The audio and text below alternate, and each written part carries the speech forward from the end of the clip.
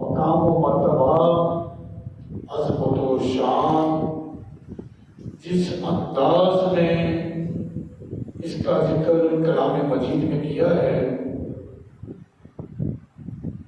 کہ آپ کو اس جمعہ مبارک میں اندازہ ہو جائے گا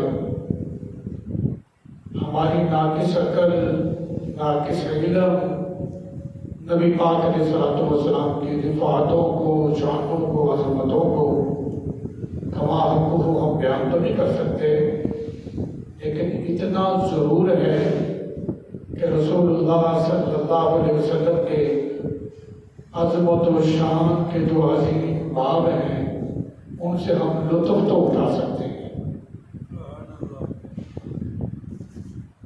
اللہ رب العزت نے کلام مجید کے مختلف مقامات پر اپنے محبوب علیہ السلام کی عظمتوں کا، شانوں کا، حسن کا تذکرہ کیا ہے۔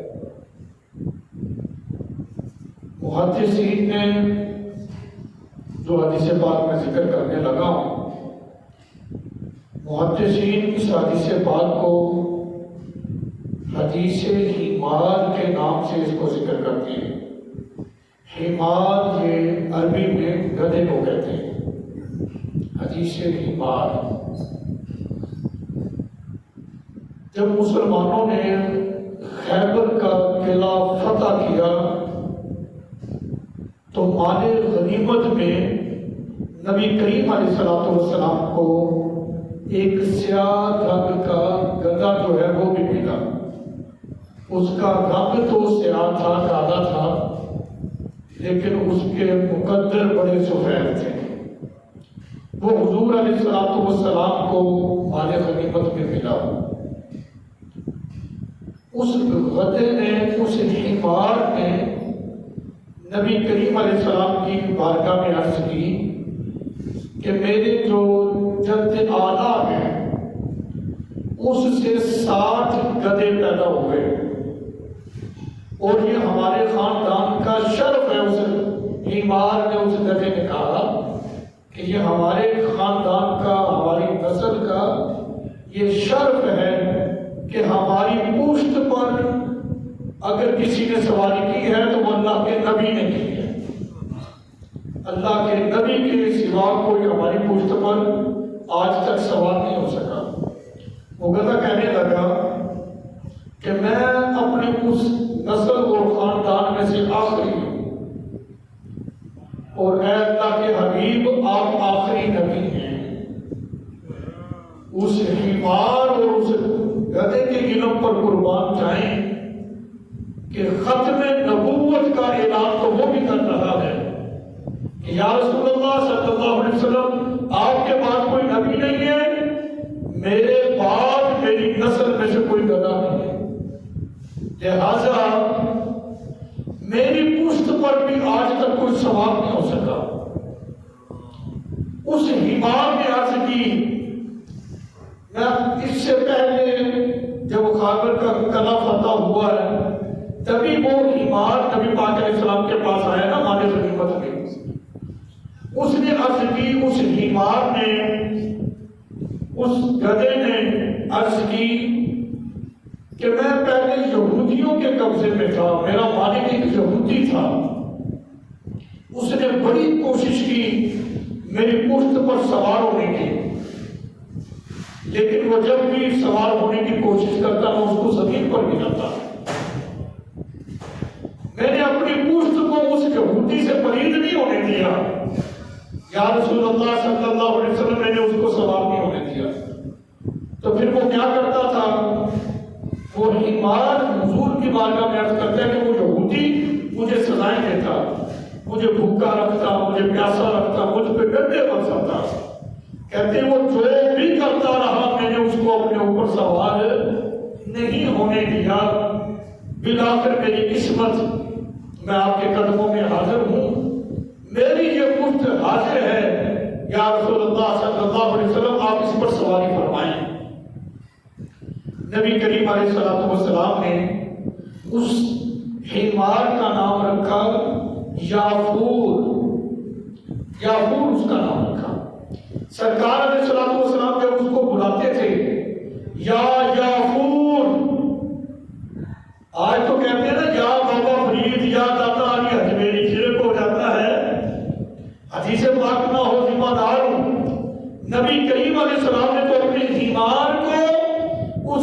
کا نام یافور رکھا اور اس کو بلاتے تھے یا یافور، یا کے ساتھ. تو وہ لبیک کہتا ہوا کہ میں حاضر ہوں، میں حاضر ہوں، میں حاضر ہوں، سرکار علیہ الصلوۃ والسلام کی بارگاہ میں حاضر ہو جایا کرتا تھا. اس حمار کی صلاحیت دیکھو. میرے آقا علیہ الصلوۃ والسلام اس پر سواری کرتے اور حضور علیہ الصلوۃ والسلام جب اس حمار سے نیچے تشریف لاتے تو اس یافور سے کہتے، اس کا نام یافور رکھا تھا نا، جاؤ میرے فلاں صحابی کو بلا کر لاؤ. سرکار علیہ السلام کے ہاتھ مبارک جس چیز کو پتھر کو لگ جائے نا تو وہ بھی برکت والا ہو جاتا ہے. حجر اسود لوگ اس کو جاتے اس کو بوسے دیتے ہیں، کیوں؟ نبی پاک علیہ السلام کے ساتھ اس کی نسبت ہے نا. پتھر کی نسبت ہو جائے وہ باکمال ہو جاتا ہے. تو یہ یافور اس کے اوپر حضور علیہ السلام نے سواری کی. پھر اس کی صلاحیت یہ تھی، اس کا علم یہ تھا کہ میرے آقا علیہ السلام جب اس سے نیچے اترتے فرماتے جاؤ میرے فلاں صحابی کو بلا کر لاؤ. کیسی صلاحیت تھی، اس کو یہ بھی پتا ہے اس کا گھر کون سا ہے اور کس کو بلا کر لانا چاہتا اپنے منہ سے دروازے کو کھٹکھٹاتا. جب صاحب گھر باہر آتا تو میں اس کو سمجھا دیتا کہ تمہیں درباری رسالت سے بلاوا آیا ہے کہ چلو حضور کی بارگاہ میں. یہ وہ کمال صلاحیتیں تھی اس کے اندر. اور مورخین نے لکھا ہے، محدثین نے، جب نبی کریم علیہ الصلوۃ والسلام کا وصال مبارک ہوا ہے تو وہ یافور نامی حمار وہ اتنا دکھی ہوا، حضور کے غم میں رویا اور اس نے کہا اب تو زندہ رہنے کا مقصد نہیں ہے. بعد نے کہا کہ وہ کنویں میں گر گیا، بعد نے کہا کہ وہ کنویں میں اس نے خود چھلانگ لگا دی تھی، جو وہ بھی اس دنیا سے چل بسا تھا. اس حدیث مبارکہ میں دو پہلو بڑے نمایاں ہیں. نمبر ایک کہ وہ حمار حضور کی بارگاہ میں کہہ رہا ہے کہ میں اپنی نسل میں سے آخری گدھا ہوں جن پر اللہ کے نبیوں نے سواری کی ہے، اور آپ اللہ کے آخری رسول ہیں، آپ ہی مجھ پر سواری کریں. تو ختم نبوت کے اعلان جو ہے وہ حمار ہو کر کریں، ہم انسان ہو کر نہ کریں تو بڑی تعجب کی بات ہے. اللہ اکبر. یہاں پر یہ بات بھی بڑی قابل غور ہے، توجہ طلب ہے. یہ بخاری شریف سے، بخاری شریف میں، مسلم شریف میں، مشکاۃ شریف میں، تینوں کے اندر یہ موجود ہے. مقام و مرتبہ نبی پاک علیہ الصلوۃ والسلام کا سمجھو.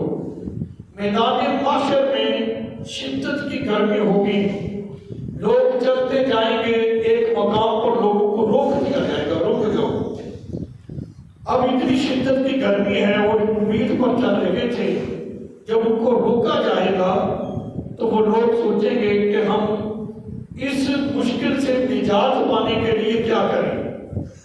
بالآخر ان کے ذہن میں یہ بات آئے گی، ہم اللہ کے نبی حضرت آدم علیہ السلام کی بارگاہ میں چلے جاتے ہیں. بخاری میں بھی ہے، مسلم میں بھی ہے، مشکاۃ شریف کے اندر بھی ہے. میں بخاری سے ذکر کر رہا ہوں. تو وہ کہیں گے کہ چلو اس مشکل سے نجات پانے کے لیے حضرت آدم علیہ السلام کے پاس چلتے ہیں. وہ لوگ چلیں گے، اللہ کے نبی حضرت آدم علیہ السلام کی خدمت میں حاضر ہوں گے. عرض کریں گے حضرت آدم علیہ السلام کی خدمت میں کہ آپ کی بڑی شانی ہے، آپ کا بڑا مقام ہے کہ اللہ تعالیٰ نے آپ کو اپنے دستے قدرت سے بنایا ہے اور آپ کو جنت میں رکھا. تمام ملائکہ نے آپ کو سجدہ کیا اور اللہ تعالیٰ نے آپ کو تمام اسماء کے نام سکھائے. کیا بلند شان ہے آپ کی. ہم بہت مشکل میں ہیں تو آپ اللہ کی بارگاہ میں ہماری سفارش کریں. حضرت آدم علیہ السلام فرمائیں گے آج کے دن تو اللہ بہت جلال میں ہے، لہذا میں کچھ نہیں کر سکتا. اور ساتھ ہی حضرت آدم علیہ السلام اپنا معاملہ ذکر کر دیں گے جو ان سے لغزش ہوئی، جو انہوں نے ایک دانہ کھا لیا تھا، شجر ممنوعہ سے جس سے منع کیا گیا تھا، وہ اپنے اس معاملے کو ساتھ ذکر کریں گے، یہ بخاری میں ہے، اور فرمائیں گے کہ تم ایسا کرو کہ تم حضرت نوح علیہ السلام کے پاس چلے جاؤ۔ یہ لوگ جو ہیں حضرت نوح علیہ السلام کی بارگاہ میں حاضر ہوں گے، عرض کریں گے کہ آپ اللہ کے بڑے برگزیدہ بندے اور اس کے نبی ہیں، بڑی عظمت اور شانوں والے ہیں، ہلاکت ہو گئی تھی انسانیت کی، جو آپ کی کشتی میں تھے وہی بچے تھے، پھر وہیں سے دوبارہ آغاز ہوا ہے، یہ سارا سلسلہ چلا ہے، آپ کی بڑی شان ہے، لہذا اللہ کی بارگاہ میں ہماری یہ سفارش کریں، ہماری یہ مشکل آسان ہو، یہ دعا کریں گے۔ وہ حضرت نوح علیہ السلام بھی حضرت آدم علیہ السلام کی طرح جواب دیں گے کہ بھی اللہ تو آج کے دن بہت جلال میں ہے، میں نہیں کچھ کر سکتا، اور اپنا ساتھ معاملہ ذکر کر دیں گے اور فرمائیں گے تم ایسا کرو، حضرت موسیٰ علیہ السلام کی بارگاہ میں چلے جاؤ۔ اس میں ذرا غور کرنا، لطف آئے گا اس حدیث پاک میں۔ وہ لوگ جو ہیں چلتے چلتے حضرت موسیٰ علیہ السلام کی بارگاہ میں آ جائیں گے اور کہیں گے کہ آپ اللہ کے بڑے برگزیدہ بندے اور اللہ کے نبی ہیں، بڑی شانوں والے ہیں، آپ کلیم اللہ ہیں، اللہ نے آپ سے کلام فرمایا ہے، لہذا ہم مشکل میں ہیں، ہماری سفارش کرتے ہیں اللہ کی بارگاہ میں۔ حضرت موسیٰ علیہ السلام بھی کہیں گے کہ نہیں، میں یہ کام نہیں کر سکتا۔ اللہ اکبر۔ آج تو لوگ کہہ دیتے ہیں جو ویلا آئے گا تو دیکھی جائے گی، یہ دیکھی جائے والی بات نہیں ہے۔ حضرت موسیٰ علیہ السلام جلیل القدر نبی ہیں اور فرمائیں گے کہ آج اللہ بہت جلال میں ہے، میں نہیں کر سکتا، اپنا معاملہ ذکر کریں گے، فرمائیں گے تم ایسا کرو، حضرت عیسیٰ علیہ السلام کے پاس چلے جاؤ۔ وہ لوگ چلتے ہوئے حضرت عیسیٰ علیہ السلام کے پاس آ جائیں گے اور حضرت عیسیٰ علیہ السلام سے فرمائیں گے آپ بہت ہی بلند مرتبہ رکھنے والے ہو، اللہ کے برگزیدہ بندے ہو، اس کے نبی ہو، ہماری شفاعت کرو اللہ کی بارگاہ میں، ہمیں نجات ملے۔ اللہ اکبر۔ حضرت عیسیٰ علیہ السلام بھی فرمائیں گے کہ میں نہیں کر سکتا، اللہ بہت جلال میں ہے، ساتھ اپنا معاملہ ذکر کریں گے۔ اب حضرت عیسیٰ علیہ السلام لوگوں کو فرمائیں گے کہ تم محمد رسول اللہ صلی اللہ علیہ وسلم کی بارگاہ میں چلے جاؤ۔ اللہ اکبر۔ لوگ چلتے ہوئے ہر طرف سے ہوتے ہوئے جب کریم آقا علیہ السلام کی بارگاہ میں پہنچیں گے، میرے آقا علیہ السلام فرمائیں گے انا لہا، فرمائیں گے میں تو ہوں ہی یہاں پر شفاعت کرنے کے لیے، سفارش کرنے کے لیے، آ جاؤ۔ اللہ اکبر۔ کریم آقا علیہ السلام کی بارگاہ میں جب یہ لوگ پہنچیں گے، نبی کریم علیہ السلام اللہ کی بارگاہ میں اجازت چاہیں گے، اذن چاہیں گے شفاعت کرنے کا۔ بخاری شریف میں حدیث ہے کہ اللہ تعالیٰ اپنے محبوب کو اجازت عطا فرما دے گا۔ نبی کریم علیہ السلام فرماتے ہیں جب مجھے اجازت ملے گی میں اپنے رب کی زیارت کروں گا، زیارت کرتے ہی میں سجدے میں گر پڑوں گا۔ بخاری شریف کے اندر ہے کہ جب تک رب چاہے گا کریم آقا علیہ السلام سجدے میں رہیں گے، پھر رب فرمائے گا اے میرے پیارے حبیب اپنا مبارک سر اٹھاؤ، آپ اپنا سر اٹھاؤ، جو کہو گے سنا جائے گا، جو شفاعت کرو گے تمہاری شفاعت کو قبول کیا جائے گا۔ کریم آقا علیہ السلام فرماتے ہیں میں اپنا سر اٹھاؤں گا، پھر جو اللہ تعالیٰ اس وقت میرے ذہن میں ڈالے گا میں اس انداز میں اللہ کی حمد و ثنا بیان کروں گا، پھر جب شفاعت کروں گا تو میری شفاعت کو قبول کیا جائے گا۔ حضور فرماتے ہیں کہ ایک حد رکھی جائے گی میرے لیے کہ تم کتنے لوگوں کی شفاعت کر کے جہنم سے نکال کر لے جاؤ، وہ کروڑ ہیں، ارب ہیں، جتنی بھی ہوگی حد، وہ حد رکھی جائے گی۔ نبی کریم علیہ السلام اتنے لوگوں کو جہنم سے نکالیں گے۔ اللہ اکبر۔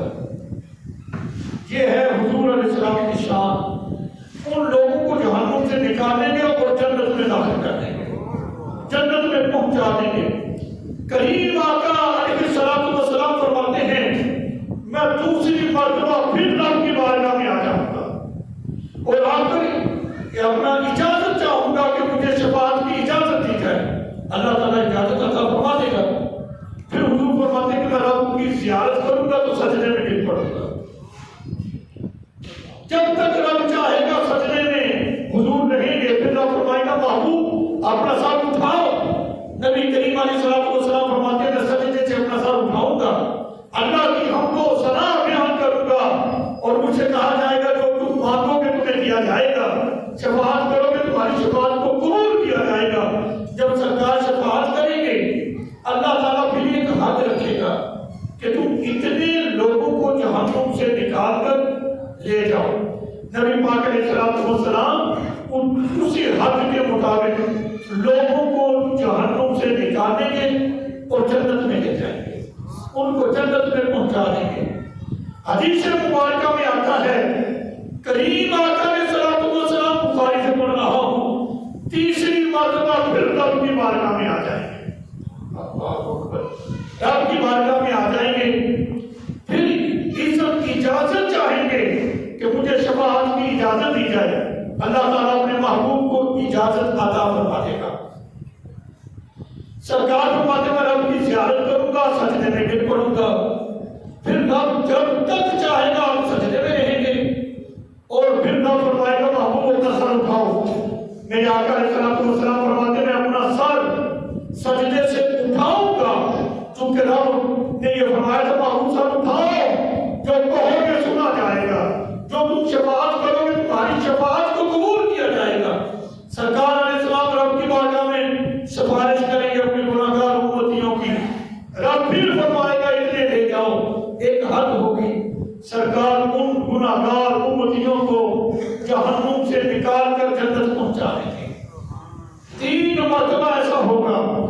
پھر نبی کریم علیہ السلام نے فرمایا اب جہنم میں وہی لوگ باقی رہ جائیں گے جن کو قرآن نے روک رکھا ہے، یعنی جن پر دائمی جہنم واجب ہو چکی ہے، بس وہی رہ جائیں گے۔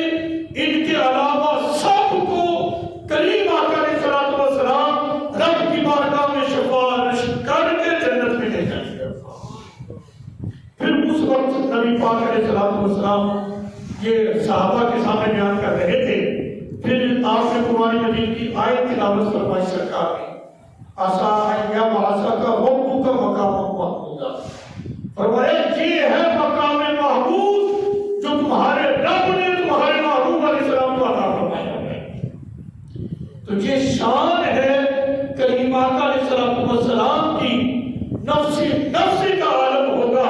اس وقت اگر شفاعت قبول کی جائے گی اللہ کی بارگاہ میں وہ محبوب علیہ السلام کی ہوگی، اور نبی پاک علیہ السلام اپنی تمام گناہگار امت کو جہنم سے نکال کر جنت میں خود پہنچا دیں گے۔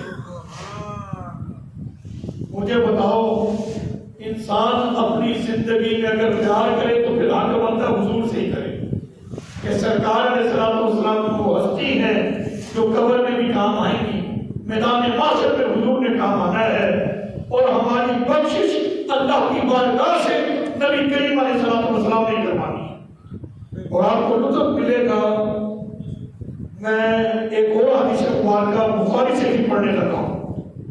بخاری شریف کے اندر ہے کہ صحابہ اکرام نبی پاک علیہ السلام کا ادب کس انداز سے کرتے تھے، اور ہمارے لیے دین وہی ہے جو صحابہ اکرام نے کی ہے۔ تو صحابہ اکرام جس طرح حضور کا ادب کرتے تھے ہمیں بھی چاہیے ہم اسی طرح حضور کا ادب کریں، نہیں تو کچھ نہ کچھ تو کرنے کی کوشش کریں نا۔ یہ بات تو بالکل معلوم ہے کہ ہم اس کو شعر بدعت کہہ دیں، جس طرح کا ادب سرکار کے صحابہ حضور علیہ السلام کا کرتے تھے ایسا تو ہم کر نہیں سکتے۔ بخاری شریف میں ہے نبی پاک علیہ السلام بیمار ہو گئے، حضرت ابوبکر صدیق رضی اللہ تعالیٰ عنہ سے فرمایا گیا کہ تم صحابہ کو نماز پڑھاؤ۔ اب 3 دن ہو گئے، عدالت کا زمانہ ہے، بیماری کا، سرکار علیہ السلام اپنے گھر میں ہیں، حجرہ میں ہیں، صحابہ اکرام کو سرکار کی زیارت نہیں ہوگی۔ نمازیں کون پڑھا رہا ہے صحابہ اکرام کو؟ حضرت ابو بکر صدیق رضی اللہ تعالیٰ عنہ۔ نبی پاک علیہ السلام نے، بخاری میں ہے، اپنی طبیعت میں کچھ افاقہ محسوس کیا، بہتری محسوس کی، فرمایا مجھے دروازے تک لے چلو، میں دیکھوں تو صحیح میرے صحابہ کو ابو بکر نماز کیسے پڑھا رہے ہیں اور میرے غلام نماز کیسے پڑھتے ہیں۔ میرے آقا علیہ السلام اپنے حجرہ کے دروازے پہ آئے، دروازہ کھلا، دروازہ کھلنے کی جو ایک آواز پیدا ہوئی نا، صحابہ کرام نماز میں ہیں، ان کو یہ اپنا جو ہے یقین لاحق ہوا کہ سرکار دروازے میں آئے۔ دروازہ کھلا اور پردہ ہٹایا، جیسے کہ پردہ ہٹا، کریم آقا علیہ السلام کا نورانی چہرہ مسجد نبوی شریف کی طرف ہوا۔ مسجد نبوی شریف کے دو دیوار جو ہے وہ روشن ہو جاتے ہیں۔ ابو بکر صدیق نماز پڑھا رہے ہیں، صحابہ کرام نماز پڑھ رہے ہیں، اور حضور علیہ السلام کا جو حجرہ مبارک ہے وہ بائیں طرف ایک سائڈ پہ پڑتا ہے۔ اب دیکھو اگر سامنے حجرہ ہوتا تو بھی چلو نماز پڑھتے ہوئے نظر پڑ گئی، دروازہ کھلا، پردہ ہٹا، صحابہ کرام نے حضور علیہ السلام کی خوشبو سے محسوس کر دیا سرکار دروازے پہ آئے ہیں، پڑھ نماز رہے ہیں۔ ابو بکر کے پیچھے باجماعت نماز ہو رہی ہے، قیام کی حالت میں صحابہ کرام بائیں طرف مڑ کر حضور علیہ السلام کے چہرے انور کی زیارت کر رہی ہے۔ یہ حدیث کا ذمہ دار بخاری شریف کی حدیث ہے۔ نماز پڑھ رہے ہیں، اب نماز کیا ہے؟ ہم قیام میں ہوں تو نظر کہاں ہونی چاہیے؟ سجدے کی نظر جگہ پہ۔ رکوع میں ہوں تو پاؤں پہ ہونی چاہیے، سمیع اللہ لمن حمدہ، نظر کہاں ہونی چاہیے؟ سینے پہ۔ جب تشہد میں بیٹھے تو نظر جھولی میں، جب دائیں بائیں سلام پھیرے تو دائیں اور بائیں کندھے کو دیکھنا چاہیے۔ یہی ہے نا نماز۔ اب دیکھو صحابہ کرام کی نماز کیا تھی؟ وہ نماز پڑھ رہے ہیں۔ نماز اللہ کی عبادت ہے، اللہ سے ہم کلام ہوتا ہے بندہ نماز میں، پڑھ نماز رہے ہیں، کر اللہ کی عبادت رہے ہیں اور زیارت مصطفیٰ کے ٹکڑے کی کر رہے ہیں صلی اللہ علیہ وسلم۔ بائیں طرف ہے، یہ نہیں کبھی سامنے تھا اچانک نظر پڑ گئی، ایسا نہیں، خود ارادے کے ساتھ۔ صحابہ کرام فرماتے ہیں حضور علیہ السلام کا چہرہ چونکہ 3 دن گزر گئے تھے، ابھی تک زیارت ہوئی نہیں تھی، اتنی خوشی محسوس ہو رہی تھی، نماز چھوڑ کر سرکار کی زیارت ہی کرتے رہے۔ میرے آقا علیہ السلام نے جب اپنے دیوانوں کو، اپنے غلاموں کو، اپنے صحابہ کو دیکھا کہ یہ تو سب میری طرف دیکھ رہے ہیں، سرکار نے اشارہ کیا اپنی نماز مکمل کرو، پردہ گرا دیا۔ صحابہ کرام نماز پڑھ رہے، لیکن میں نے مکمل ریسرچ کی ہے اس بات پر کہ کوئی ضعیف سے ضعیف روایت مل جائے کہ میرے آقا علیہ السلام نے فرمایا ہو او میرے غلاموں تم نماز میں مجھے دیکھ رہے تھے، تمہارا دھیان میری طرف ہو گیا تھا، لہذا تمہاری نماز ٹوٹ گئی ہے، دوبارہ اپنی نماز کا اعادہ کرو۔ کسی روایت میں ایسا نہیں ملا، بس یہی لفظ ملے، حضور علیہ السلام نے فرمایا اپنی نماز مکمل کرو اور پردہ گرا دیا ہے۔ اللہ اکبر۔ اب مجھے یہ بتاؤ نماز ان کی کیوں نہیں ٹوٹی؟ نماز میں رخ کس طرف تھا؟ بیت اللہ شریف کی طرف، کعبہ کی طرف۔ اگر بیت اللہ سے حضور کی طرف ہوا ہے تو اب یہ چہرہ کعبے کے بھی کعبہ کی طرف ہو گیا ہے، تو پھر کیسے نماز پڑھے؟ تو صحابہ کرام تو نماز میں بھی حضور علیہ السلام کا ادب کیا کرتے تھے۔ جو صحابہ نماز میں اتنا ادب کرتے تھے حضور کا، خیال کرو وہ نماز کے باہر حضور کا کتنا ادب کرتے ہوں گے، سرکار علیہ السلام سے کتنی محبت کرتے ہوں گے۔ آج عجیب ہے، مارکیٹ میں جو دین آیا ہے ہمیں سکھایا جا رہا ہے نماز میں نبی کا خیال آ جائے نماز ٹوٹ جاتی ہے۔ میں نے کہا یہ تمہاری نماز ہوگی، رسول اللہ کے صحابہ کی نماز تو وہ ہے جس میں حضور کا خیال ہو، وہی نماز ہوتی ہے۔ بھائی ایک اور بخاری شریف کی حدیث آپ کے سامنے ذکر کرتا ہوں۔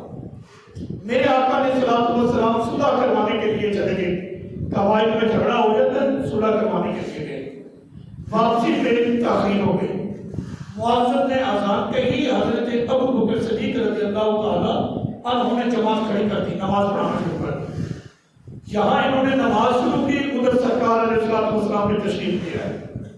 یہ بھی کوئی قصہ کہانی نہیں ہے، یہ بخاری شریف کی حدیث بیان کر رہا ہوں۔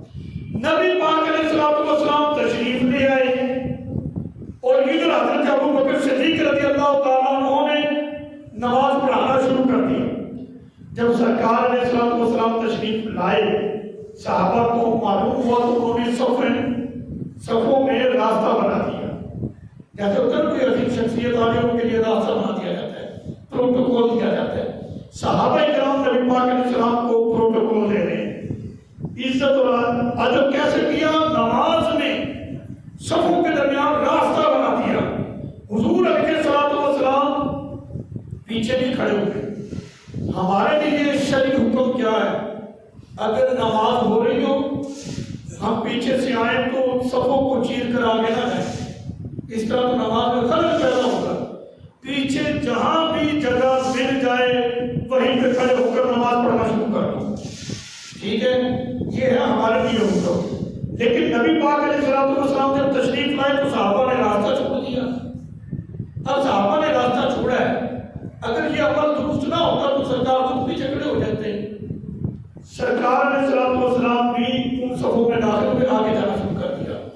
اب صحابہ کرام نے سوچا جو نماز پڑھ رہے تھے بھی ہمیں تو پتہ چل گیا ابو بکر نماز پڑھا رہے ہیں، اور راوی کہتے ہیں حضرت ابو بکر صدیق رضی اللہ تعالیٰ عنہ جب نماز پڑھاتے تھے تو وہ اتنا نماز میں غرق ہو جاتے تھے، فنا ہو جاتے تھے، دائیں بائیں التفات توجہ نہیں کیا کرتے تھے۔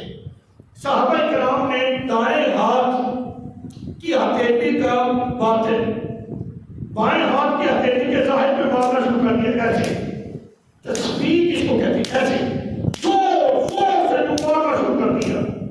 حضرت ابو بکر صدیق اپنی نماز میں ہیں، جب صحابہ نے دیکھا کہ وہ متوجہ نہیں اور انہوں نے اور زور کے یوں ہاتھ پہ ہاتھ مارنا شروع کر دیا۔ مسجد نبوی شریف ہے، صحابہ کرام ابو بکر صدیق رضی اللہ تعالیٰ عنہ کے پیچھے نماز پڑھ رہے ہیں، نبی پاک علیہ السلام کی آمد ہو گئی ہے، ہاتھ پہ ہاتھ مارنا شروع کر دیا۔ جب زیادہ کثرت کے ساتھ صحابہ نے عمل کیا، حضرت ابو بکر صدیق کو یہ خیال لاحق ہوا بھی اگر صحابہ ایسا کر رہے ہیں تو بہت بڑا کوئی معاملہ ہو گیا ہے، اور پھر بہت بڑا معاملہ تو یہی ہے کہ سرکار تشریف لے آئے، پڑھا نماز رہے تھے اور انہوں نے اپنا رخ قبلے سے بدل کر سرکار کی طرف کر دیا۔ پیچھے کو دیکھا کس نے؟ انبیاء کے بعد کائنات میں جس کا سب سے اونچا مقام ہے حضرت ابو بکر صدیق رضی اللہ تعالیٰ عنہ، جب ان کو پتا چلا کہ حضور آ گئے ہیں، نماز کو چھوڑا ہے اور سرکار علیہ السلام کی طرف مڑ کر پیچھے دیکھا، اس وقت نبی پاک علیہ السلام پہلی صف میں تشریف لے آئے تھے۔ سرکار کو دیکھ کر پیچھے ہٹنے لگے، مصلی چھوڑنے لگے۔ نبی پاک علیہ السلام نے فرمایا ابو بکر کو پڑھاؤ نماز۔ جب یہ سنا تو اپنے مقدر پہ ناز کرتے ہوئے ہاتھ اللہ کی بارگاہ میں اٹھا دیے، عرض کی مولا یہ ابو قحافہ کے بیٹے کی بھی اتنی شان ہے کہ حضور فرما رہے ہیں کہ تم نماز پڑھاتے رہو۔ اپنی ایڑیوں کے بل پیچھے ہٹ گئے، رکے نہیں، پھر بھی پیچھے ہٹ گئے۔ نبی پاک علیہ السلام مصلی پہ آئے۔ میں یہ ساری بات حدیث سے کر رہا ہوں، یہ گلی محلے چوک چوراہے کی بات نہیں ہے، یہ مسجد میں نماز باجماعت ہو رہی ہے اور صحابہ کرام نماز میں نبی کریم علیہ السلام کو عزت دے رہی ہے۔ نماز ہی میں ہاتھ اٹھائے، اللہ کی بارگاہ میں شکر ادا کیا، حضرت ابو بکر صدیق نے اور پیچھے ہٹ گئے۔ میرے آقا علیہ السلام مصلی پہ گئے، نماز پڑھائی۔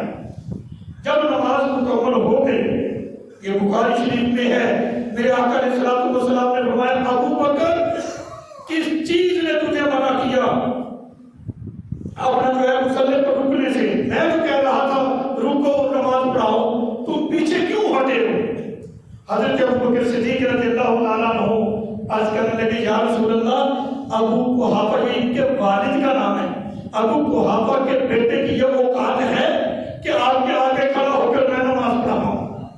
اللہ اکبر۔ پھر میرے آقا علیہ الصلوۃ والسلام نے دیگر صحابہ اکرام سے فرمایا او بھائی اپنے ایمان کو اگر متوجہ کرنا ہو، اس کو تنبیہ کرنا ہو تو تصویر ہاتھ پہ ہاتھ نہیں مارتی، یہ تو عورتوں کے لیے۔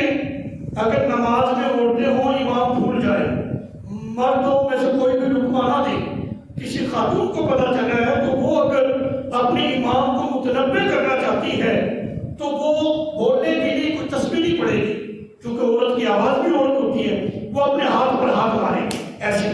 کہتے یہ عمل عورتوں کے لیے ہے، آئندہ سے اپنے امام کو متوجہ کرنا ہو تو تسبیح کہا کرو، سبحان اللہ کہہ دیا کرو، ہاتھ پہ ہاتھ نہیں مارنا۔ لیکن اس کے بعد میں نے مکمل ریسرچ کی، کوئی ایک ضعیف سے ضعیف روایت میں مجھے نہیں ملی کہ میرے آقا علیہ الصلوۃ والسلام نے فرمایا ہو او میرے غلاموں جب میں آ گیا تھا تو سب کی توجہ میری طرف ہو گئی تھی، تم مجھے دیکھ رہے تھے، لہذا تمہاری نماز چھوٹ گئی، میرا خیال جو آ گیا اپنی اپنی نمازیں دوبارہ دوہراؤ، دوبارہ پڑھو۔ کتب حدیث کے اندر کہیں بھی ایسا نہیں ملتا، ہاں جہاں مسٹیک تھی وہ میرے آقا نے ذکر کر دی کہ دوبارہ ایسا نہیں کرنا۔ تو پتہ چلا صحابہ اکرام نبی کریم علیہ الصلوۃ والسلام سے وہ کمال محبت کرتے تھے کہ وہ نماز میں بھی حضور کا ادب کیا کرتے تھے، نماز میں اللہ کی عبادت کرتے تھے، رسول اللہ کا ادب کیا کرتے تھے۔ اللہ اکبر۔ حضرت عمر بن خطاب رضی اللہ تعالیٰ عنہ، دیکھیں حج عمرہ کی سعادت اللہ تعالیٰ سب کو عطا فرمائے، بار بار عطا فرمائے۔ ہم حجر اسود کے قریب جانے کی کوشش کرتے ہیں، اس کو بوسہ دیتے ہیں، ہمارا نظریہ کیا ہوتا ہے یہ ہمارے گناہوں کو چوس لے گا، اسی لیے بوسہ دیتے ہیں نا۔ تو یہ ہمارا نظریہ ہے کہ ہم حجر اسود کے قریب اس لیے جانا چاہتے ہیں، اس کو بوسہ اس لیے دینا چاہتے ہیں کہ یہ ہمارے گناہوں کو چوس لے گا، ہمارے گناہ مٹا دے گا، اس لیے اس کو بوسہ دیتے ہیں۔ اور یہ بات حقیقت ہے کہ حجر اسود جو ہے گناہگار مومن مسلمانوں کے گناہوں کو چوس لیتا ہے۔ حضرت عمر بن خطاب رضی اللہ تعالیٰ عنہ یہ صحابی رسول ہیں، ان کا انداز دیکھو۔ حجر اسود کے پاس آئے، فرمانے لگے حجر اسود سن، تو ہے ایک پتھر ہی، نہ تو میرے نفع کا مالک ہے نہ میرے نقصان کا مالک ہے، تجھے چومتا اس لیے ہوں کیونکہ تجھے میرے آقا علیہ الصلوۃ والسلام نے پوچھا کیا ہے۔ تصور و نظریہ دیکھو، ہم چومتے ہیں اپنے گناہوں کی بخشش کے لیے، حضرت عمر بن خطاب فرما رہے ہیں میں تجھے اس لیے چوم رہا ہوں کہ میرے آقا علیہ الصلوۃ والسلام نے تجھے چوما ہے، بس اس لیے تجھے چوم رہا۔ صحابہ اکرام ہر وہ کام کیا کرتے تھے جو رسول اللہ صلی اللہ علیہ وسلم نے کیا۔ صحابہ اکرام کا نظریہ عقیدہ پتہ کیا تھا؟ یہ فساد، یہ فرقہ واریت، یہ تو اب آئی ہے نا۔ صحابہ اکرام کا نظریہ تو یہ تھا سرکار علیہ الصلوۃ والسلام کچھ بول دیں وہ بھی شریعت ہے، اور کسی مجلس میں بیٹھے ہیں کچھ بھی نہیں بولے، خاموش رہے، آپ کی موجودگی میں کوئی کام ہو گیا تو وہ بھی شریعت ہے، اس کو حدیث تقریری کہتے ہیں۔ اور نبی پاک علیہ الصلوۃ والسلام کہیں پر کچھ کام کریں، کچھ حرکات کریں، کوئی فعل کریں، صحابہ اکرام کے لیے وہ بھی شریعت ہوا کرتا تھا۔ حدیث کی یہ اقسام ہے، حدیث قولی وہ ہوتی ہے کہ سرکار علیہ السلام کچھ فرما دیں، وہ حدیث قولی ہے۔ سرکار علیہ السلام کوئی کام کرے اس کو حدیث فعلی کہتے ہیں کہ یہ فعل رسول ہے۔ نبی پاک علیہ السلام موجود ہے، آپ کی موجودگی میں کوئی کام ہوا، سرکار نے منع نہیں کیا، خاموش رہے، اس کو حدیث تقریری کہتے ہیں۔ یعنی صحابہ اکرام نبی پاک علیہ السلام کے ہر عمل کو اپنے لیے شریعت سمجھا کرتے تھے۔ صحابہ کا انداز پتہ کیا تھا؟ مکہ میں تھے نا، مکہ میں سرکار علیہ السلام نماز پتہ کیسے پڑھتے تھے؟ بیت اللہ شریف کو سامنے رکھتے اور رخ بیت المقدس کی طرف ہوتا، بیت اللہ بھی سامنے ہوتا، یوں نماز پڑھتے۔ تو مکہ میں ایسے نمازیں پڑھتے رہے. جب مکہ سے ہجرت کر کے مدینہ شریف آ گئے، مدینہ شریف میں تقریباً 16 یا 18 ماہ، جو محدثین نے لکھا بعد میں 16 بعد میں 18، 16 یا 18 ماہ مدینہ شریف میں آ کر نبی پاک علیہ السلام نے نمازیں جو پڑھی بیت المقدس کی طرف منہ کر کے، بیت اللہ شریف کی طرف منہ نہیں کیا. صحابہ کرام کہتے ہیں ہم نے بھی بیت المقدس کی طرف منہ کر کے نمازیں پڑھنا شروع کر دی. پھر حضور علیہ السلام نے نماز ہی میں 2 رکعتیں پڑھی جا چکی تھی، 2 رہتی تھی، بس ارادہ بنا. رب نے فرمایا معلوم ارادہ بن گیا تو پھر رخ پھیر لو. آج کی مولا پھر یہ تمہاری نماز کو مکمل کر دینا. پھر بعد میں سے فرمایا معلوم ارادہ بن گیا ہے نا، اب میری عبادت بعد میں، تمہارا ارادہ پہلے پورا ہوگا. اپنا رخ قبلہ کی طرف کر لو. 2 رکعتیں بیت المقدس کی طرف، بقیہ 2 سرکار نے بیت اللہ شریف کی طرف منہ پھیرا. کسی صحابی نے پیچھے رکوع نہیں دیا. امام کوئی غلطی کرے تو پیچھے اپنا مقتدی لقمہ دیتا ہے نا، کسی صحابی نے لقمہ نہیں دیا. کیوں؟ صحابہ کرام لقمہ تو تب دینا جب ان کا نظریہ ہو کہ اللہ کے نبی غلطی کر سکتے ہیں. ان کا یہ نظریہ نہیں تھا. ان کا نظریہ یہ تھا کہ حضور جو کر دے وہی ہمارے لیے شریعت ہے. بس کیسے رخ پھیرا بیت المقدس کی طرف. امام کا منہ ادھر ہو تو سب ایسے بنے گی نا. سرکار نے وہیں پہ کھڑے کھڑے کے اوپر رخ کر لیا. صحابہ کرام نے صفیں توڑی، صفیں توڑ کر پیچھے گئے، پیچھے کھڑے ہو کر صفیں بندی. ابھی تک ان کے ذہنوں میں حضور کا خیال نہیں آیا. یہ کون سا دین ہمیں پڑھایا جا رہا ہے کہ نماز میں نبی کا خیال آ جائے نماز اٹھ جاتی ہے؟ تو بخاری شریف کی حدیث ہے جو آپ کے سامنے ذکر کر رہا ہوں. صفیں توڑی ہیں سب نے. صفیں کس لیے توڑی؟ کہ سرکار کا رخ بیت اللہ کی طرف ہو گیا. پیچھے جا کر دوبارہ صفیں بنائی اور بقیہ 2 رکعتیں جو ہے بیت اللہ شریف کی طرف کر کے نماز پڑھی. جس طرح میرے آقا نے رخ کیا، صحابہ نے جو کی شریعت سمجھی اسی طرف رخ کر کے نمازیں پڑھتے رہے.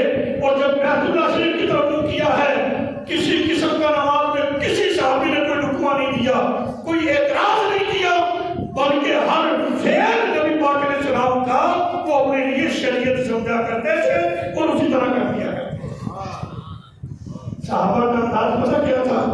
ایک حدیث پاک تھی، سرکار علیہ السلام نے وہ بات کرتے ہوئے اپنا ہاتھ ران پہ مارا یوں.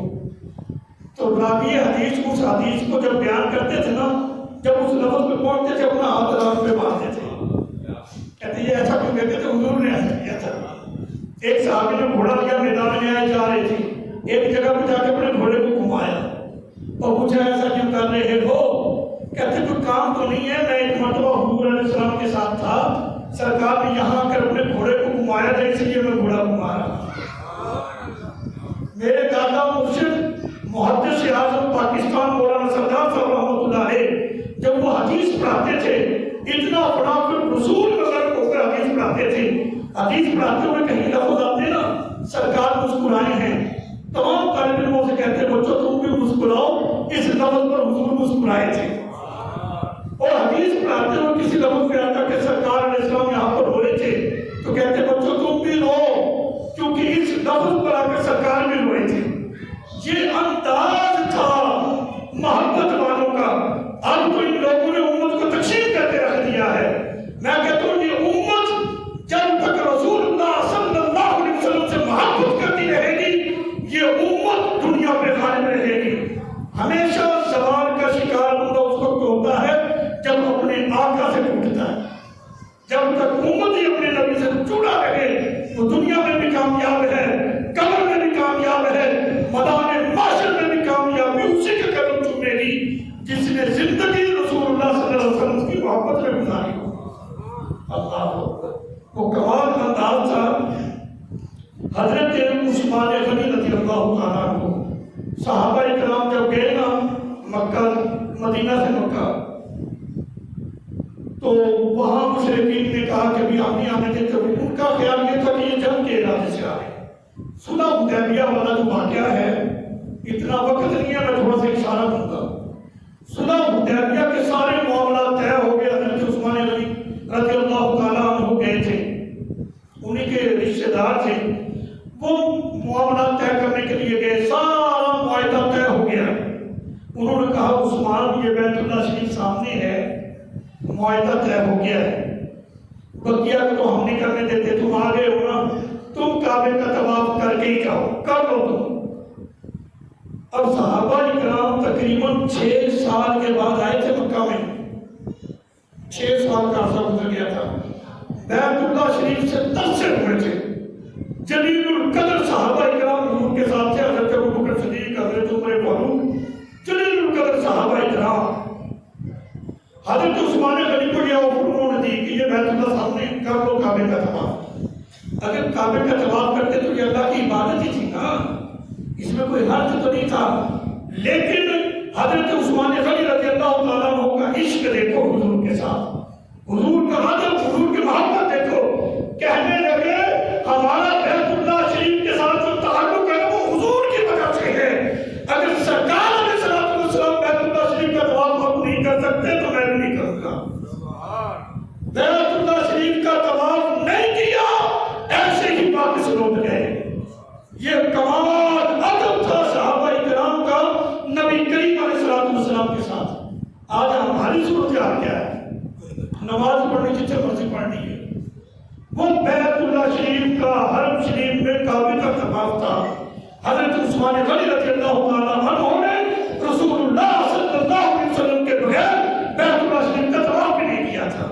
اللہ اکبر، بات تو بڑی سوچنے والی ہے، انسان اگر سوچے تو کہ یہ کمال آداب تھے صحابہ اکرام کے وہ جو نبی کریم علیہ الصلوۃ والسلام کا کیا کرتے تھے۔ یہاں پر میں ایک بات بڑی ضروری سمجھتا ہوں کہ وہ میں آپ سے کروں۔ نبی پاک علیہ الصلوۃ والسلام نماز پڑھ رہے تھے، حسنین کریمین جو ہیں، یہ بچپن کا زمانہ ہے، بچوں کو جو محبت دینا بچے اسی کے ساتھ مانوس ہو جاتے ہیں، یہ آپ نے دیکھا ہوگا۔ بچوں سے جو بھی زیادہ پیار کرتا ہے بچے پھر زیادہ لاڈ اسی کے ساتھ ہی کرتے ہیں۔ تو سرکار علیہ الصلوۃ والسلام کو چونکہ اپنے نوازوں سے بہت زیادہ پیار تھا، سرکار نماز پڑھ رہے ہیں، امام حسین رضی اللہ تعالیٰ عنہ چونکہ بچپن کا زمانہ ہے، آئے ایک بے تکلفی تھی، آئے سرکار علیہ السلام کی پشت پر سوار ہو گئے۔ میں ایک مسئلے کی وضاحت اس روایت سے دینا چاہتا ہوں۔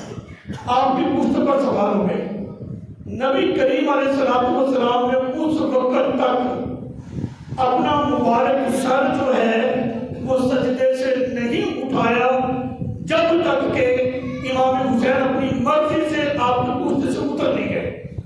کیوں نہیں اٹھایا؟ مورخین نے محدثین نے لکھا ہے کہ سرکار کو یہ لاحق ہوا خدشہ کہ کہیں میرے اٹھنے سے میرا نواسا گرے، اس کو چوٹ نہ آ جائے۔ اس کا مطلب یہ ہے کہ نبی پاک علیہ السلام کی نماز میں امام حسین رضی اللہ تعالیٰ عنہ کا خیال تھا، تبھی تو امام حسین رضی اللہ تعالیٰ عنہ جب تک سوار رہے نبی پاک علیہ السلام نے اس وقت تک اپنا مبارک سر سجدے سے نہیں اٹھایا۔ نبی پاک علیہ السلام کی نماز ہے، حدیث مبارکہ ہے، بندہ مومن حضور کا فرمان ہے سجدے کی حالت میں اپنے رب کے بہت زیادہ قریب ہوتا ہے۔ یہ میری اور آپ کی نماز ہے کہ ہم سجدے کی حالت میں اللہ کے بہت زیادہ قریب ہوتے ہیں۔ مولا علی المرتضیٰ رضی اللہ تعالیٰ عنہ سے کسی نے پوچھا تم نے رب کو دیکھا؟ کنز الایمان میں ہے، مولا علی المرتضیٰ رضی اللہ تعالیٰ عنہ فرمانے لگے علی اس وقت تک سر سجدے سے اٹھاتا ہی نہیں جب تک کہ سجدے میں اللہ کے جلووں کو نہیں دیکھ لیتا۔ ہماری نماز کیا ہے؟ سجدے کی حالت میں بہت زیادہ رب کے قریب ہوتے ہیں۔ صحابی کی نماز، مولا علی المرتضیٰ رضی اللہ تعالیٰ عنہ کی نماز کیا ہے؟ فرماتے ہیں میں اس وقت تک سر اٹھاتا ہی نہیں جب تک کہ سجدے میں اللہ کے جلووں کو نہیں دیکھ لیتا۔ یہاں تو پھر امام الانبیاء کی نماز ہے، پھر ہے بھی سجدے کی حالت۔ جب عام آدمی گناہگار مجھ جیسا حضور نے فرمایا سجدے کی حالت میں رب کے قریب ہوتا ہے، تو پھر اندازہ کریں صحابی کی نماز، مولا علی المرتضیٰ کی نماز، پھر امام الانبیاء علیہ السلام کی نماز، پھر وہ سجدے کی حالت. تو پھر سرکار علیہ السلام سجدے کی حالت میں کہاں تھے؟ قرب الہی میں تھے، قرب خاص میں تھے. اس قرب الہی میں، اس قرب خاص میں تھے میرے آقا علیہ السلام. پشت میں امام حسین آ گئے، سر نے اٹھایا کہیں گر نہ جائے. خیال کس کا تھا نماز میں اور کس پوزیشن میں تھا؟ تو پتہ چلا نبی کی نماز میں امام حسین کا خیال تھا. امام حسین کی بات عظمتیں صحیح، لیکن ہے تو رسول اللہ صلی اللہ علیہ وسلم کی امتی نا. تو اب مسئلے کی وضاحت ہوگی کہ نبی کی نماز میں امتی کا خیال آ جائے، نبی کی نماز خراب نہیں ہوتی. تو امتی کی نماز میں نبی کا خیال آ جائے تو امتی کی نماز کیسے خراب ہو سکتی ہے؟ نہیں، ہماری تو نماز ہوتی وہ ہے جس نماز میں رسول اللہ کی محبت ہوتی ہے. ہمیں تو نماز ملی سرکار کے صدقے. معراج کی رات یہ تحفہ رب نے محبوب کو تو دیا ہے. یہ جو ہم نمازیں پڑھ رہے ہیں، پنجگانہ نماز پڑھ کے جو سعادت حاصل کرتے ہیں، یہ تو صدقہ میرے آقا علیہ السلام کی معراج کا ہے. حضور کے صدقے ہمیں یہ عبادت ملی ہے. میرے خیال میں یہ مسئلہ ہمارا حل ہو گیا. اگلی بات بڑی لطف والی ہے کہ سرکار علیہ السلام کے غلام نبی پاک علیہ السلام سے پیار، اور جیسا کہتے ہیں نا جی ٹوٹ کر پیار کرنا. کوئی حد بندیاں تو تھی نہیں نا پیار والے معاملے میں. اس انداز میں سرکار علیہ السلام سے پیار کیا کرتے تھے صحابہ کرام. اور حضور علیہ السلام کے بلاوے پر، حضور کے حکم پر وہ کچھ بھی نہیں دیکھا کرتے تھے. اور یہ چیزیں سرکار علیہ السلام نے صحابہ کو سکھائی بھی. ایک صحابی نماز پڑھ رہے تھے، کتاب التفسیر کے اندر یہ روایت موجود ہے. نماز پڑھ رہے تھے، سرکار علیہ السلام نے اس کو آواز دی، بلایا. اس نے سوچا نماز میں ہوں، جلدی سے مکمل کر کے جاتا ہوں. صحابی کی نماز میں حضور کا خیال آیا نا کہ نماز مکمل کر لوں پھر جاتا ہوں. نماز میں نبی کا خیال آ جائے نماز چھوٹ جاتی ہے. مجھے بتاؤ تم صحابہ سے زیادہ دن جانتے ہو، میں جلدی سے نماز پڑھتا ہوں پھر جاتا ہوں. حاصل ہونے میں تاخیر ہو گئی. میرے آقا علیہ السلام نے فرمایا تجھے بلایا تھا، اتنی دیر کیوں کر دی؟ عرض کی یا رسول اللہ صلی اللہ علیہ وسلم، میں تو نماز پڑھ رہا تھا. فرمایا تم نے قرآن نہیں پڑھا؟ جب اللہ اور اس کا رسول تمہیں بلائے تو فوراً حاضر ہو جاؤ، فوراً آ جاؤ. یہ آداب میرے آقا علیہ السلام نے خود بھی اپنے صحابہ کو سکھائے ہیں کہ اللہ کے نبی کا مقام یہ ہے کہ نبی علیہ السلام آواز دیں تو نماز کو چھوڑ کر بھی حاضر ہو جاؤ. یہ مقام تھا. پھر یہ کہنا کہ نماز میں خیال آ جائے نماز ٹوٹتی ہے، یہ کیا ہے؟ اس کا تعلق جو ہے وہ یہ اہل سنت محبت والے، الحمدللہ ہم محبت والے، پیار والے ہیں. ہم کہتے ہیں ہمیں اس نماز میں یقین ہو جاتا ہے جس نماز کو ہم حضور کی محبت میں ادا کرتے ہیں. جو نماز محبت سے کھاتی ہے. یہ قرآن کس پہ نازل ہوا بتائیں؟ رسول اللہ صلی اللہ علیہ وسلم پہ نازل ہوا ہے نا. اور یہی قرآن کو بیچ میں پڑھا جاتا ہے. تو پھر نماز میں قرآن پڑھیں گے تو یہ خیال تو آئے گا کہ یہ وہ قرآن پڑھ رہے ہیں جو رسول اللہ پہ نازل ہوا تھا. تو سرکار کے خیال سے تو نماز خالی نہیں ہو سکتی. یہ وہ نماز ہے جو رسول اللہ کو معراج کی رات تحفے میں ملی تھی. اللہ اکبر. نماز کے بارے میں میرے آقا علیہ السلام نے فرمایا میری آنکھوں کی ٹھنڈک ہے. نماز مومن کی معراج ہے، یعنی بندہ مومن کی معراج. معراج کا مطلب ہے عروج، ترقیاں. بندہ مومن جس کام کے اندر دنیا میں ترقی پاتا ہے، فرمایا وہ اس کے لیے نماز ہے. وہ نماز کی پابندی کرے، وہ پھر دنیا میں بھی کامیاب ہے، قبر میں بھی کامیاب ہے، آخرت میں بھی کامیاب ہے. اس کی پابندی ہم سب کو کرنی چاہیے. میرے آقا علیہ السلام نے اپنی آنکھوں کی ٹھنڈک نماز کو قرار دیا. ہم نماز پڑھیں گے اور یہ ہمارے لیے بہت بڑی سعادت کی بات ہوگی کہ ہم سبب بنے اس بات کا کہ کہ نبی پاک علیہ السلام کی آنکھوں کو ٹھنڈک پہنچے. محبت کا تقاضا بھی تو کچھ ہوتا ہے نا کہ جب سرکار نے فرما کے نماز میری آنکھوں کی ٹھنڈک ہے تو ہم پھر اس بات کا سبب بنے نا، نماز کی پابندی کریں تاکہ اس نماز کی وجہ سے حضور نے فرمایا میری آنکھوں کی ٹھنڈک ہے، حضور علیہ السلام کی آنکھوں کو ٹھنڈک پہنچے. اور اس میں بڑا ایک عجیب فلسفہ بھی ہے، آج تھوڑا سا رہ گیا وہ بھی ذکر کر دیتا ہوں. جو حدیث مبارکہ ہے سرکار نے فرمایا نماز میری آنکھوں کی ٹھنڈک ہے. اس میں فلسفہ یہ ہے، یہ جو پانی ہوتا ہے نا پانی، اس کو اگر ہم فریز کر دیں کچھ دیر کے بعد صورتحال کیا ہوتی ہے، وہ برف بن جاتا ہے.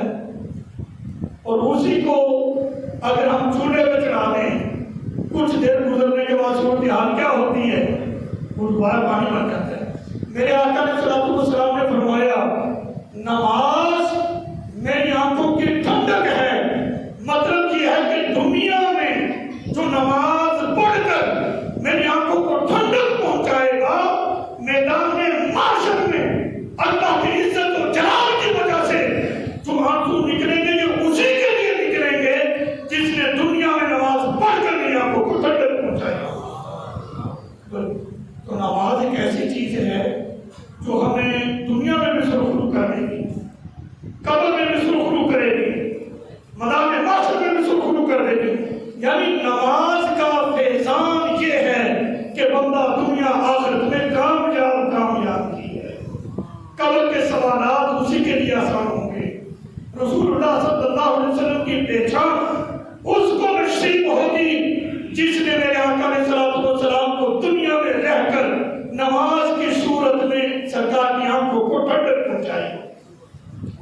محبت کو اس تقاضے ہوتے ہیں. یہاں پر یہ بات بڑی قابل غور اور توجہ طلب ہے کہ رسول اللہ صلی اللہ علیہ وسلم کی جو عظمت و شان، جو مقام اور مرتبہ ہے، اور صحابہ کرام جس انداز میں نبی کریم علیہ السلام کے ساتھ محبت کیا کرتے تھے، یہی چیز اللہ تعالیٰ نے قرآن مجید کے اندر بھی ذکر کی. چونکہ صحابہ کرام کی ایک تعداد وہ ہے جنہوں نے قرآن نبی پاک سے ہی پڑھا ہے، اور بعض وہ ہیں کہ انہوں نے صحابہ کرام سے ہی پڑھا ہے. پھر وہ تابعین ہیں جنہوں نے صحابہ سے قرآن پڑھا. یہ ایک سلسلہ رہا ہے. وہ کچھ نصیب صحابہ کرام جو اصحاب صفا، جو اسلام کا پہلا جامعہ ہے، اسلام کا پہلا مدرسہ کہہ دیں، جس کے بانی محتمل مدرس معلم نبی پاک علیہ السلام تھے، اور وہاں کے جو طالب علم تھے وہ نبی پاک علیہ السلام کے اصحاب تھے. اور اس کلاس کا جو کلاس انچارج تھا وہ حضرت ابو ہریرہ رضی اللہ تعالیٰ عنہ تھے. یہ نبی پاک علیہ السلام کے صحابی. حضرت ابو ہریرہ فرماتے ہیں زمانہ طالب علمی، جو طالب علم ہوتے ہیں نا، یا آپ ججمنٹ کرتے ہیں یا پھر خود طالب علم پڑھتے ہیں، پتہ چلتا ہے کہ ان کو بھوک بہت لگتی ہے. یہ پتہ نہیں کیا بات ہے، جب ہم پڑھتے تھے ہمیں بھی بہت لگتی تھی، اب نہیں لگتی. طالب علموں کو بھوک بہت لگتی ہے. یا پھر اللہ تعالیٰ کی طرف سے ایک آزمائش ہوتی ہے جس کو تزکیہ نفس کہتے ہیں نا. جو بزرگ علماء ہوتے ہیں وہ بچوں کو صرف پڑھاتے ہی نہیں، ساتھ ساتھ تزکیہ نفس بھی کرتے، تھوڑا کم کر کے. حضرت ابو ہریرہ فرماتے ہیں اتنی بھوک کی شدت تھی کھڑا بھی نہیں ہوا جاتا تھا. میں راستے میں بیٹھ گیا، لیٹ گیا، کوئی تو مجھے کچھ نہیں. مدرسے کا طالب علم میں بل آ کے کہتا ہوں کہ حضور کی بارگاہ میں آ گیا جامعہ میں. اب جو مدرسہ ہوتا ہے وہاں پر لوگ تحفے تحائف بھی بھیجتے ہیں، ایسا ہوتا ہے نا. تو جامعہ میں اصحاب صفا میں ایک دودھ کا پیالہ جو ہے وہ تحفہ پیش کیا گیا، اور یہ تحفہ سرکار کو پیش کیا گیا تھا. نبی پاک علیہ السلام کو استاد اپنے شاگردوں کے ہاتھ سے واقف ہوتا ہے. ابو ہریرہ تو بیٹھے اس انداز میں تھے کہ اتنی بھوک کی شدت ہے، کچھ آئے سرکار مجھے عطا کریں. فرمایا ابو ہریرہ ادھر آؤ. زمانہ طالب علمی تھا، کہتے میں بڑا خوش ہوا اتنے سارے طالب علموں میں حضور کے درمیان سرکار نے میرا انتخاب کیا. فرمایا پیالہ لوگ نیچے